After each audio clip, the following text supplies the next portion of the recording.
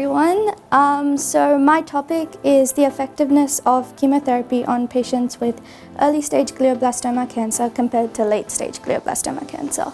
Good morning all. So my name is Leia Lorraine Liano and my research topic was upcycling polymer nets and spent coffee. My topic is investigating the effects of cryotherapy on joint strength in the immediate treatment of shoulder dislocations. Good morning. My topic was investigating the impact of demographics on the individual risk attitudes through our DOSPERT questionnaire. I'm Eliana Rajo and I'm from Catherine Macaulay Westmead. And my research was about examining the relationship between Huntington's disease and theory of mind deficits, as we will be hunting down the reason. Alright, good morning. My name is Jared Lasaka. I'm a student of St. John Paul II Catholic College, and my topic is the effect of smoking on lung capacity, which is smokers versus non-smokers. Good morning, everyone. The topic I have chosen to research is the effect of polycyclic aromatic hydrocarbon concentration on the plant root growth of Phaseolus vulgaris with specific reference to naphthalene. Now I know it may sound a bit complicating, so let's first break it down. So Phaseolus vulgaris is a scientific name for common bean. And what exactly are polycyclic aromatic hydrocarbons? So some of you students here may have recently learnt about alkanes, alkenes and alkynes. These fall under the category of saturated and unsaturated hydrocarbons. So the main difference between the two is that saturated hydrocarbons, that is alkanes, have only single carbon bonds, while unsaturated hydrocarbons, that is alkenes and alkynes, have double and triple carbon bonds. Glioblastoma cancer accounts for over 60% of all brain tumors in adults, and despite numerous scientific developments like CRISPR and other technologies and treatments, glioblastoma cancer still has a very poor prognosis.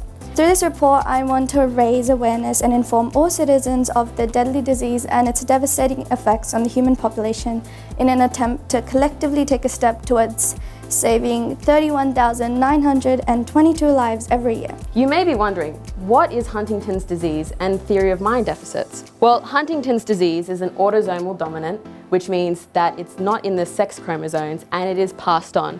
And unfortunately, it is fatal, so it has a 100% mortality rate. Now, theory of mind is the ability to assign mental states to others and ourselves, providing the necessary foundations for social interaction. Participants were fixed to a Biodex System 3 apparatus with a shoulder attachment to record their joint strength both pre and post intervention. Participants applied force to a lever while in an anatomical position that required most of the applied force to come from the target muscle groups, and very little movement of the joint laterally and medially was allowed for. So all this research led me to choose the hypothesis that if a biocomposite panel contains a lower ratio of coffee to polymer, its response to mechanical tests will prove it to be a viable building product alternative.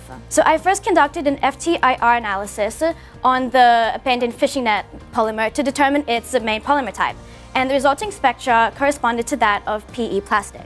Now, the main focus of this research was determining the effect of lungs and exercise in relation to smoking. Now, lungs, how does smoking affect oxygen displacement and alveolar gradients? So during my research study, I used the McMaster study, which will be mentioned further in this presentation. It was a study conducted with 20,000 individuals to simulate real life and contemporary society. There's also the effects on pulmonary physiology, which is how a decrease in pulmonary physiology can affect the livelihood of an individual. The well-being, how smoking decreases well-being of the individuals. Blood, which is smoking and its effects on blood toxicity, exercise, as well as protective factors to inform people on how to make healthy choices. Re-evaluating my inquiry question after analysing the data, we were able to confidently conclude within one of our domains that there was a pattern of high risk-seeking behaviour, specifically in the male 45 to 54 demographic, which satisfied the inquiry that certain demographics are correlated with the levels of risk attitude in individuals in the analysis of DOSPERT survey results. The winner of the 2022 CDP Research Medal is Navina Navaratnam from Catherine Macaulay.